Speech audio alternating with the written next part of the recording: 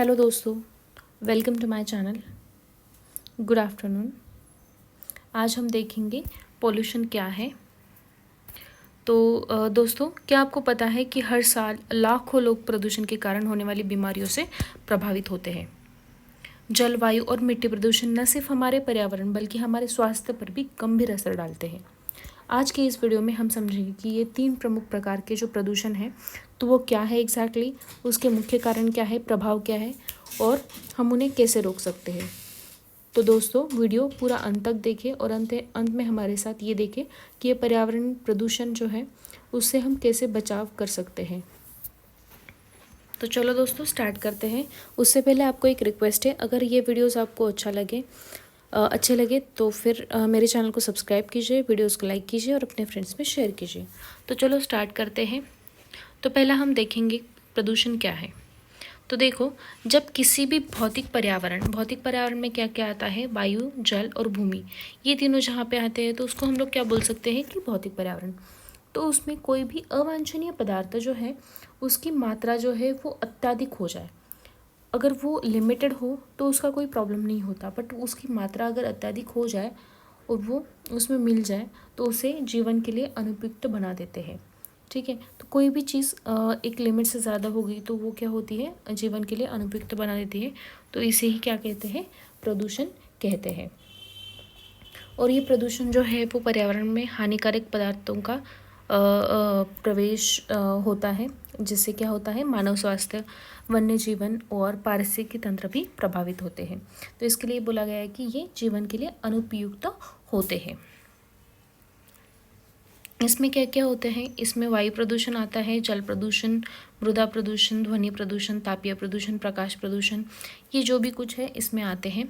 और ये प्रदूषण स्वास्थ्य समस्या जो होती है, फिर जलवायु परिवर्तन, जैव विविधता, ये सब के नुकसान का कारण भी बन सकता है। और इसे नवीकरणीय ऊर्जा, कचरा प्रबंधन, सख्त नियम और वनीकरण के माध्यम से कम किया जा सकता है। ठीक है, और स्वच्छ पर्यावरण के लिए प्रदूषण नियंत्रण बहुत ज़्यादा आवश्यक है। तो देखते हैं हम लोग कि एग्जैक्टली ये प्रदूषण करने वाले प्रदूषक मतलब पॉल्यूटेंट्स कौन कौन से हैं। तो प्रदूषक क्या होते हैं ये पहले हम देखेंगे। तो देखो, प्रदूषक वे तत्व होते हैं जो पर्यावरण की प्राकृतिक गुणवत्ता को नुकसान पहुंचाते हैं। मतलब पर्यावरण की गुणवत्ता एक अच्छी है तो उसमें कुछ ना कुछ पॉल्यूटेंट्स मिल जाएंगे और उसकी जो गुणवत्ता है उसको बिगाड़ देंगे। तो प्रदूषक वे हानिकारक पदार्थ है जो पर्यावरण को क्या करते हैं, दूषित करते हैं, ऐसे हम बोल सकते हैं। और ये प्राकृतिक स्रोतों जैसे कि ज्वालामुखी, जंगल की आग या मानव गतिविधियाँ जैसे कि उद्योग, वाहन, प्लास्टिक, कचरा से उत्पन्न होते हैं। ठीक है, तो अभी प्रदूषकों के प्रकार देखते हैं। प्रदूषकों के प्रकार विभिन्न हैं, जैसे कि उत्सर्जित होने के बाद के रूप के अनुसार क्या क्या है। इसमें 2 कैटेगरीज हैं। फर्स्ट इज प्राथमिक प्रदूषक और सेकेंड इज द्वितीयक प्रदूषक। प्राथमिक प्रदूषक में क्या है, सीधे वो क्या होते हैं, पर्यावरण में मौजूद रहते हैं, जैसे कि डीडीटी और प्लास्टिक, ये 2 हैं। ये वो प्रदूषक होते हैं जो सीधे क्या करते हैं, किसी भी स्रोत से उत्सर्जित होकर वातावरण में मौजूद रहते हैं और बिना किसी रासायनिक परिवर्तन के पर्यावरण को नुकसान पहुंचाते हैं। और ये आमतौर पर जो उद्योग होते हैं, वाहन, घरेलू कचरा, कृषि रसायन और अन्य मानवीय गतिविधियों द्वारा उत्पन्न होते हैं। कौन से, प्राथमिक प्रदूषक। उसके बाद है द्वितीयक प्रदूषक। इसमें क्या क्या आते हैं, इसमें प्राथमिक प्रदूषकों की रासायनिक प्रतिक्रिया से बनते हैं। ठीक है, तो इसमें क्या क्या है, जैसे कि पैन जो नाइट्रोजन ऑक्साइड और हाइड्रोकार्बन की प्रतिक्रिया से बनने वाला है। ठीक है, तो इसके प्राथमिक और द्वितीयक प्रदूषक जो है तो उसके एग्जाम्पल्स क्या क्या हो सकते हैं, पता है आपको दोस्तों? तो कमेंट बॉक्स में कमेंट कीजिए, मैं बताती हूँ आपको। ये डीडीटी जो है तो उसको क्या बोलते हैं, डाइक्लोरो डाइफिनाइल ट्राइलो इथेन। ओके, तो ये क्या है, ये एक कीटनाशक है जो सीधे उपयोग के बाद मिट्टी, ये जो डीडीटी है वो क्या है, कीटनाशक है जो उपयोग के बाद क्या होता है, सीधे मिट्टी में और जल स्रोतों में मौजूद रहता है। और जैव संचय मतलब बायो अक्यूमुलेशन, जो जिसका वीडियो आपको मिल जाएगा मेरे प्लेलिस्ट में, इसके कारण क्या होता है, खाद्य श्रृंखला में प्रवेश कर पर्यावरण और जीवों को नुकसान पहुंचाता है। उसके बाद ये जो प्लास्टिक है वो क्या है, ये एक गैर बायोडिग्रेडेबल मतलब नॉन बायोडिग्रेडेबल पदार्थ है जो नष्ट होता नहीं है और पर्यावरण में लंबे समय तक बना रहता है, जिससे क्या होता है, भूमि और जल प्रदूषण होता है। उसके बाद है कार्बन मोनोऑक्साइड, सल्फर डाइऑक्साइड, ये कुछ अन्य उदाहरण हैं प्राथमिक प्रदूषकों के। कार्बन मोनोऑक्साइड तो आपको पता होगा, जो वाहनों और औद्योगिक प्रक्रियाओं से सीधे उत्सर्जित होकर वायु में वायु प्रदूषण करता है। और सल्फर डाइऑक्साइड भी कोयला और डीजल जलाने से सीधे वातावरण में उत्सर्जित होता है और श्वसन संबंधी जो बीमारियां हैं उसका कारण बन जाता है। फिर द्वितीय प्रदूषक जो है वो ये आमतौर पर वायुमंडल में जटिल रासायनिक प्रक्रियाओं के बाद उत्पन्न होते हैं और ये बहुत ज़्यादा हानिकारक हो सकते हैं एज़ कम्पेयर टू प्राथमिक प्रदूषक। तो इसके उदाहरण क्या क्या है, जैसे कि पैन मतलब क्या, पेरोक्सीसाइडल नाइट्रेट। तो ये क्या होता है, नाइट्रोजन ऑक्साइड और हाइड्रोकार्बन की सूर्य प्रकाश के साथ प्रतिक्रिया होती है तभी ये बनता है और फोटोकेमिकल स्मॉग का ये मुख्य घटक होता है। उसके बाद है ओजोन। वायुमंडल में नाइट्रोजन ऑक्साइड और ऑक्सीजन के अणुओं की सूरज के प्रकाश के साथ प्रतिक्रिया से ये बनता है, जिसे ग्राउंड लेवल ओजोन भी कहा जाता है। मतलब जो ओजोन लेयर होता है ऊपर, तो वहाँ पे नहीं, अगर ग्राउंड पे ये ओजोन क्रिएट होता है तो वो बहुत ज़्यादा हानिकारक होता है और एज अ द्वितीयक प्रदूषक माना जाता है। उसके बाद है आम्लीय वर्षा, जैसे कि एसिड रेन।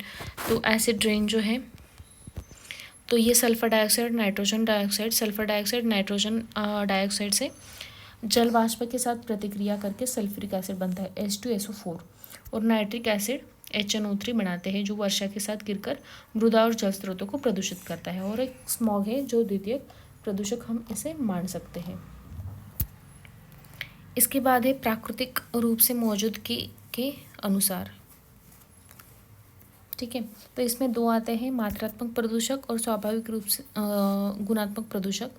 ठीक है, तो मात्रात्मक प्रदूषक क्या रहते हैं, ये वे प्रदूषक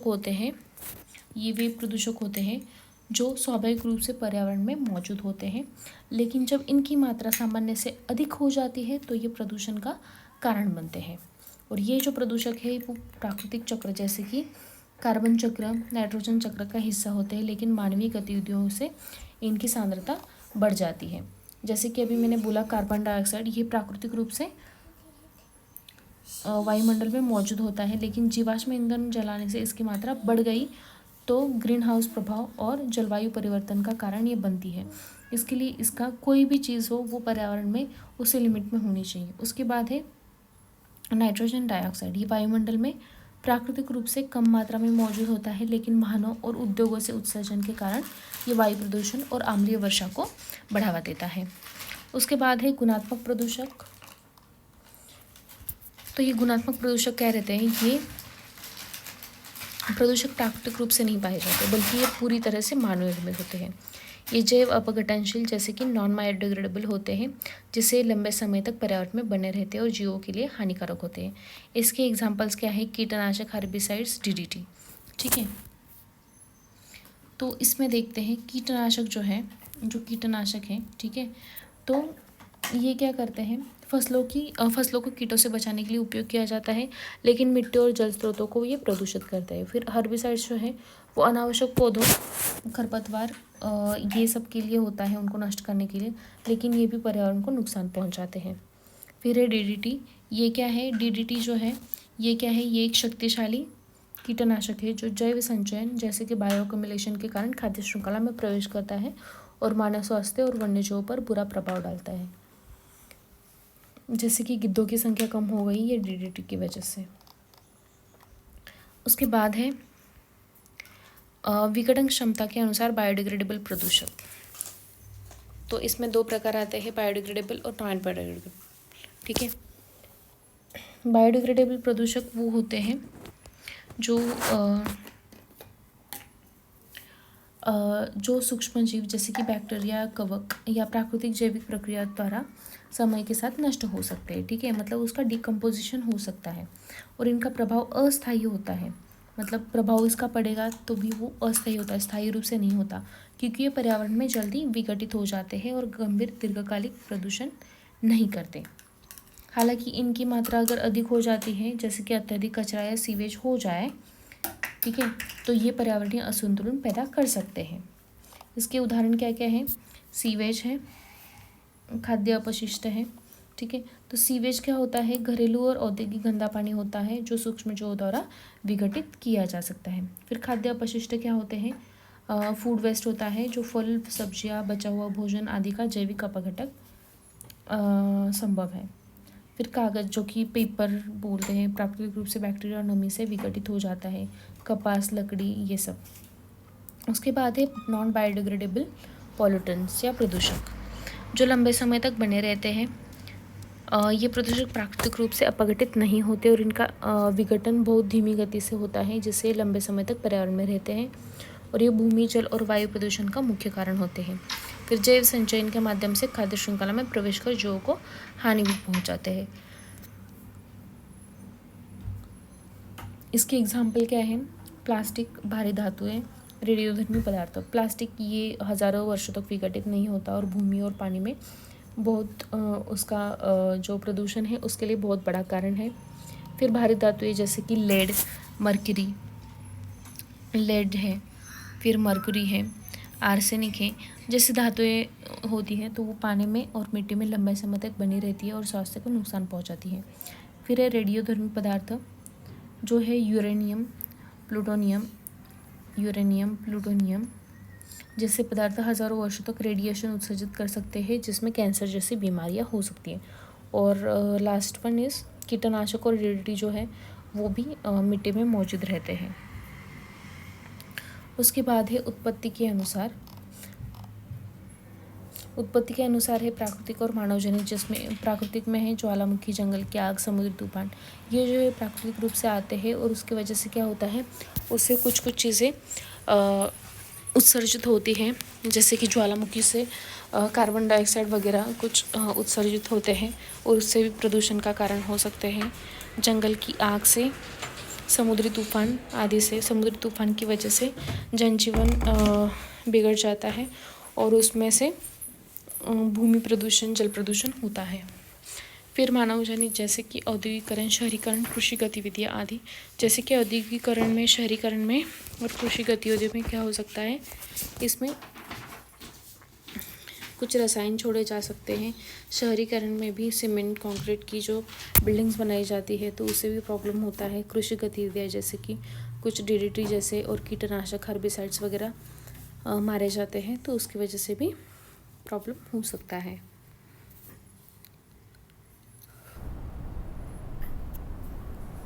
उसके बाद है प्रदूषण। कौन से प्रदूषण के प्रकार है? तो 3 टाइप का प्रदूषण है। फर्स्ट है वायु प्रदूषण, सेकंड है जल प्रदूषण और थर्ड है मृदा प्रदूषण। तो चलो दोस्तों देखते हैं एक एक करके। फर्स्ट इज़ वायु प्रदूषण, जिसे एयर पोल्यूशन भी बोला जाता है। तो वायु प्रदूषण क्या है एग्जैक्टली? तो इसमें देखो, जब हानिकारक गैसें, धूल और रसायन वायुमंडल में प्रवेश कर स्वास्थ्य, जलवायु और पारिस्थितिक तंत्र को नुकसान पहुंचाते हैं तो इसे क्या कहा जाता है? इसे वायु प्रदूषण कहा जाता है। तो वायु प्रदूषण तब होता है जब यह हानिकारक गैसें वगैरह वातावरण को दूषित करती हैं। इनके स्रोत मुख्य रूप से ज्वालामुखी, जंगल की आग, मानवजनित जैसे कि वाहन, उद्योग, कृषि, ये सब हो सकते हैं। और प्रमुख प्रदूषक जैसे कि CO, SO2, sulphur dioxide, carbon monoxide, nitrogen dioxide, PM 2.5, PM 10, ये वो सब होते हैं। ठीक है, तो ये स्मोक क्या है? स्मोक एक प्रकार का वायु प्रदूषक है। ठीक है, एक प्रकार का वायु प्रदूषक है जो स्वास्थ्य के लिए गंभीर रूप से हानिकारक हो सकता है।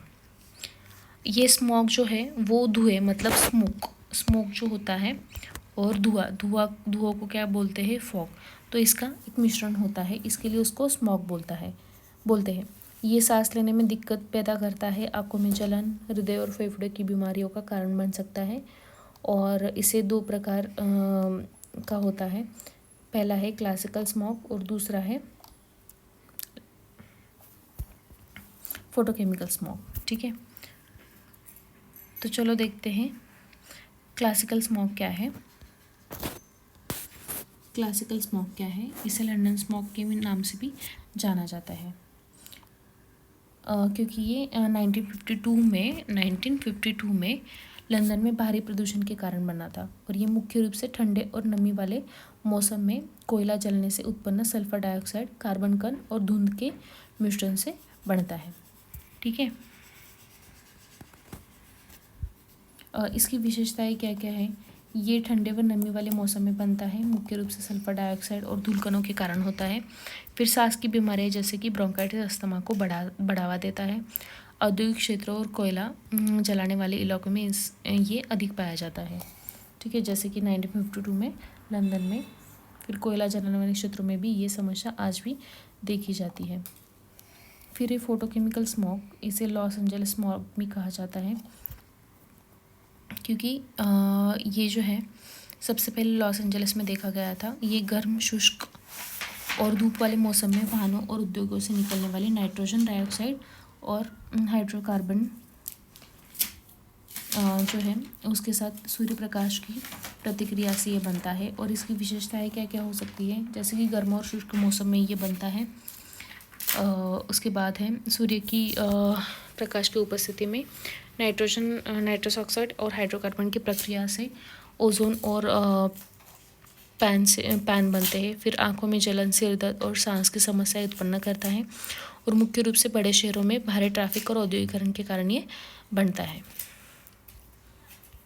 उसके बाद में है इंडोर वायु प्रदूषण।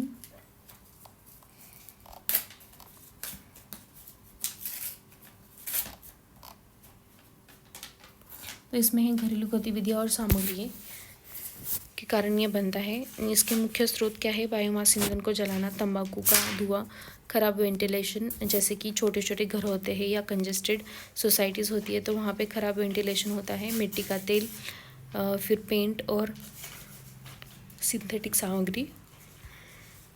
इसके प्रभाव क्या होते हैं? श्वसन संबंधी बीमारियाँ इससे उत्पन्न हो सकती है, फिर आंखों में जलन हो सकती है और फेफड़ों को स्थायी नुकसान पहुंचाता है। और इसके निवारण के लिए हम क्या कर सकते हैं? स्वच्छ ईंधन का उपयोग कर सकते हैं, अच्छी तरीके से वेंटिलेशन हो ये देख सकते हैं और एयर प्यूरीफायर का प्रयोग कर सकते हैं। उसके बाद में है फ्लाई ऐश। फ्लाई ऐश जो है वो एक कोयला आधारित थर्मल पावर प्लांट्स में कोयला जलने से निकलने वाला अवशेष है। ठीक है, तो इसकी संरचना क्या होती है?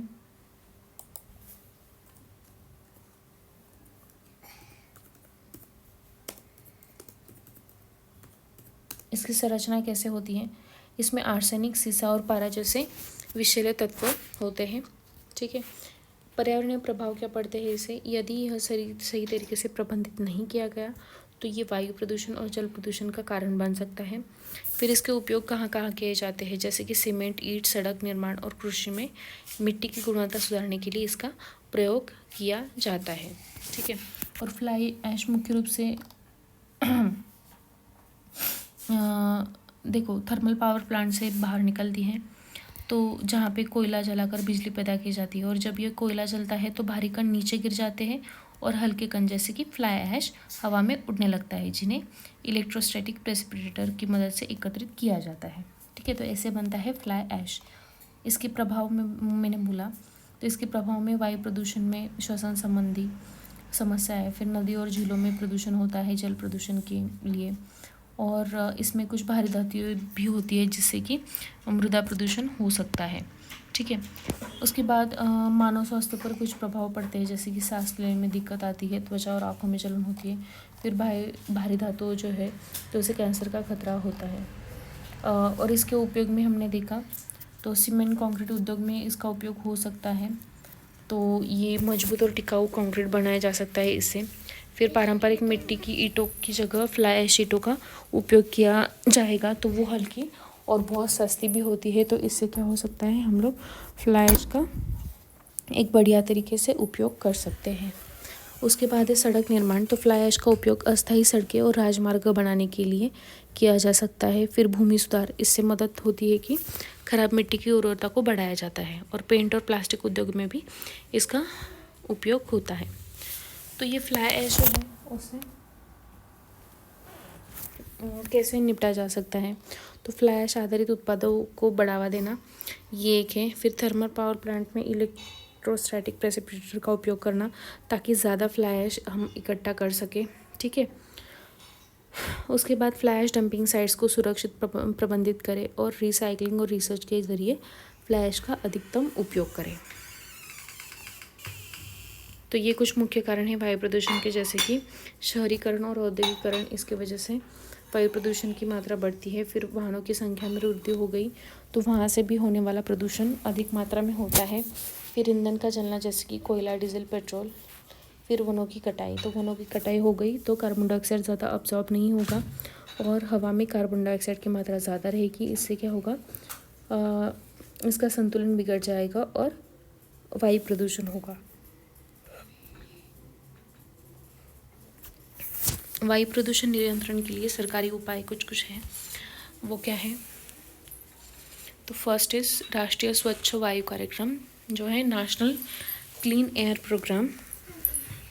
तो इसका लक्ष्य क्या है कि 2024 तक PM 2.5 और PM10 स्तरों को 20 से 30% तक कम करना, ये इसका लक्ष्य है।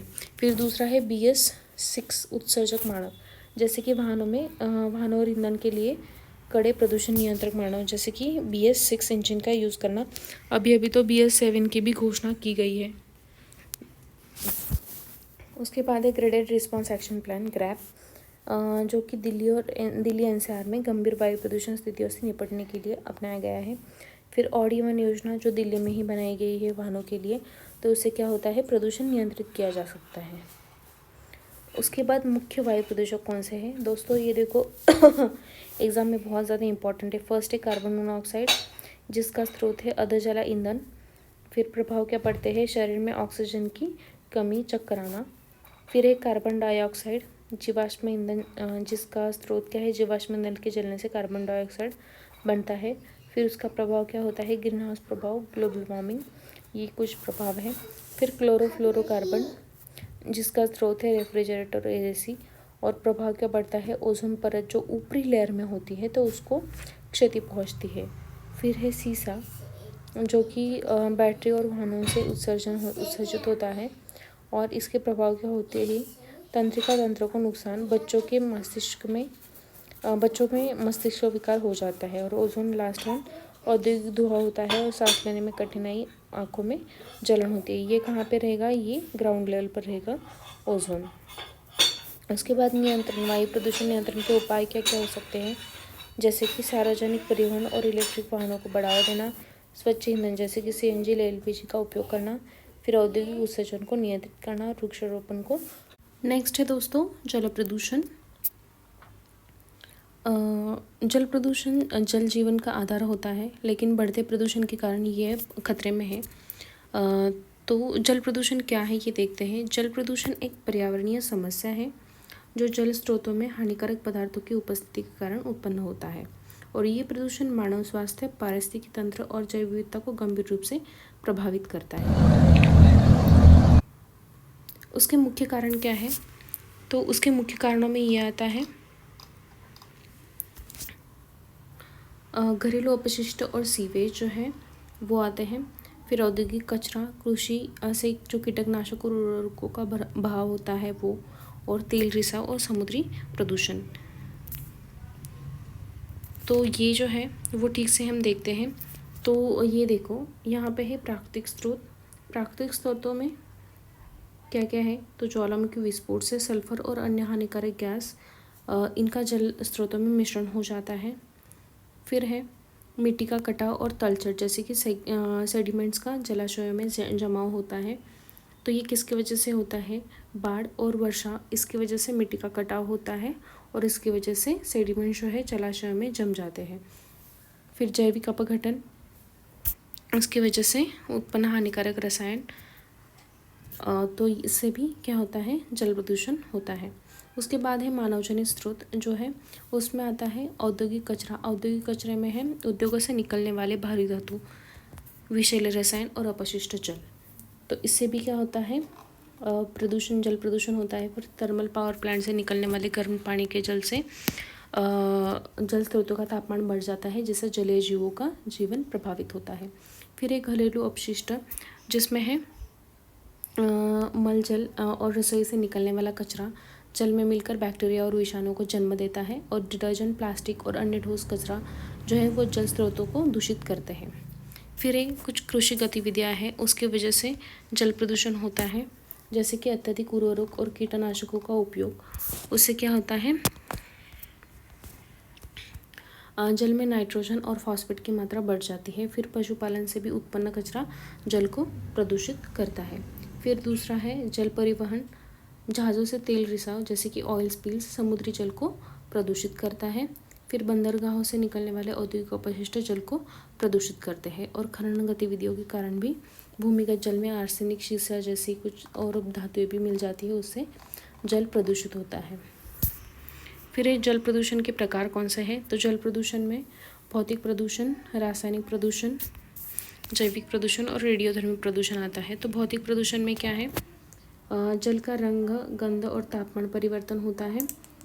फिर गाद मतलब सिल्ट जो होता है, कणीय पदार्थ जो है और ठोस अपशिष्ट जो है वो उसको प्रदूषित करते हैं। फिर है रासायनिक प्रदूषण, जो भारी धातुएं हैं और कार्बनिक यौगिक है उनकी उपस्थिति बढ़ जाती है जल में, और कीटनाशक, उर्वरक, औद्योगिक और घरेलू रसायन जो कृषि से उत्पन्न होते हैं तो जल में जाते हैं। फिर जैविक प्रदूषण, जैसे कि रोगजनक बैक्टीरिया, वायरस, फंगी और परजीवी जीवों की उपस्थिति, इनके वजह से भी जैविक प्रदूषण होता है। और जलजनित बीमारियां जैसे टाइफाइड, हैजा और पेचिस। फिर रेडियोधर्मी प्रदूषण जो है वो परमाणु संयंत्र, चिकित्सा अपशिष्ट और रेडियोधर्मी तत्वों से होने वाला जल प्रदूषण होता है। फिर जल प्रदूषण के प्रभाव क्या क्या है, तो देखो जल प्रदूषण के प्रभाव में पीने योग्य जल की कमी हो जाती है, जैसे कि प्रदूषित जल मानव के उपयोग के लिए अनुपयुक्त हो जाता है। फिर जलचर जीवों की मृत्यु की वजह से क्या होता है, विषैले पदार्थ जलीय जीवन के लिए घातक होते हैं। फिर जैव संचयन और जैव प्रवर्धन, उससे क्या होता है, जल में मिले विषैले तत्व खाद्य श्रृंखला में प्रवेश कर जीवों को नुकसान पहुंचाते हैं। फिर जल जनित रोग, जैसे कि टाइफाइड, कॉलरा वगैरह जो है, हैजा, डायरिया जैसी बीमारियां जल प्रदूषण से उत्पन्न होती है। फिर जल प्रदूषण की रोकथाम के लिए उपाय क्या हो सकते हैं, तो कानूनी और सरकारी प्रयास, जैसे कि जल अधिनियम 1974 जल प्रदूषण निगरानी और नियंत्रण के लिए उपयुक्त माना जाता है। फिर राष्ट्रीय जल नीति बनाई गई जल संसाधनों के सतत उपयोग को सुनिश्चित करने के लिए। फिर गंगा कार्य योजना और नमामि गंगे, इससे क्या किया गया, गंगा नदी की सफाई और संरक्षण के लिए सरकारी योजना बनाई गई। उसके बाद है औद्योगिक अपशिष्ट नियंत्रण, इसमें जल शोधन संयंत्र जैसे कि इफ्लुएंट ट्रीटमेंट प्लांट्स, उनकी स्थापना की गई।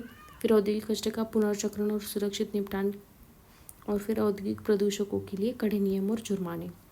उसके बाद एक घरेलू और कृषि सुधार, इसमें है जैविक खेती को बढ़ावा देना, मतलब जो भी रसायन डालते हैं तो उसको कम करना। फिर उर्वरक और कीटनाशकों को नियंत्रित करना या उसका नियंत्रित उपयोग करना। फिर घरेलू जल शोधन प्रणालियाँ, जैसे कि वाटर प्यूरिफिकेशन का उपयोग किया जाना।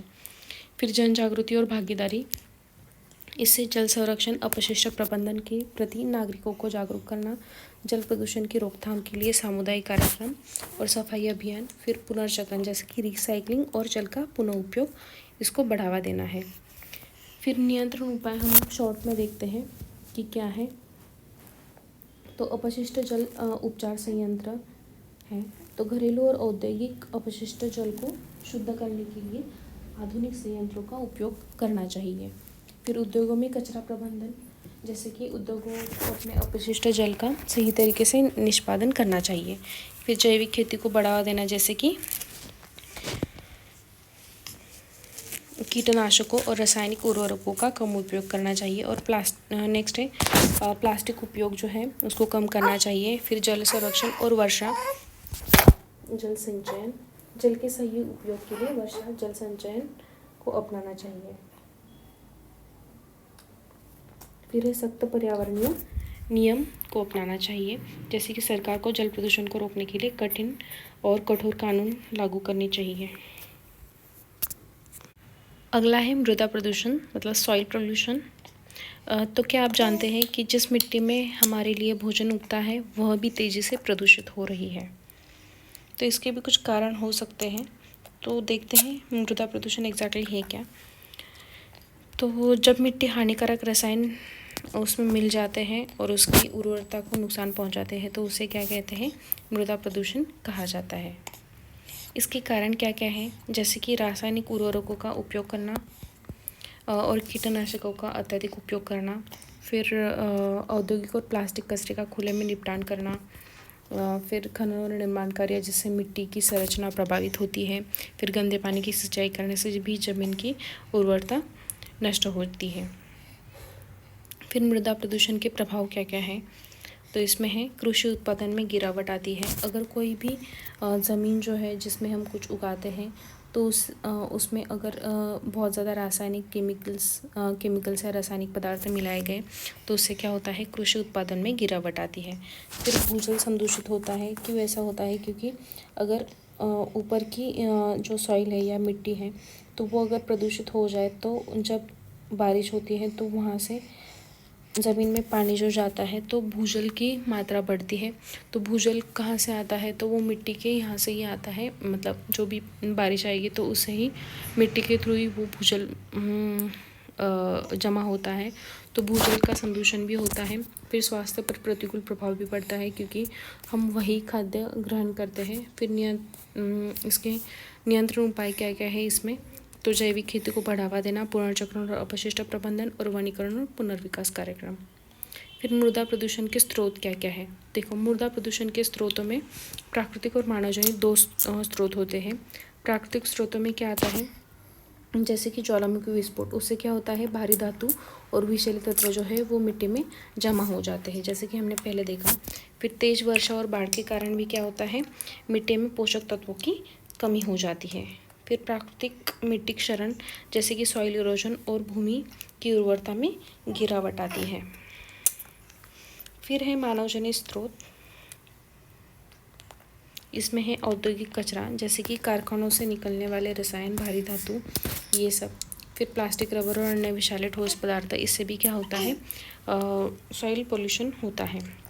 फिर कुछ कृषि गतिविधियाँ, जैसे कि अत्यधिक रासायनिक उर्वरक और कीटनाशकों का उपयोग, जैविक संतुलन को नुकसान पहुंचाने वाले हानिकारक खरपतवारनाशी।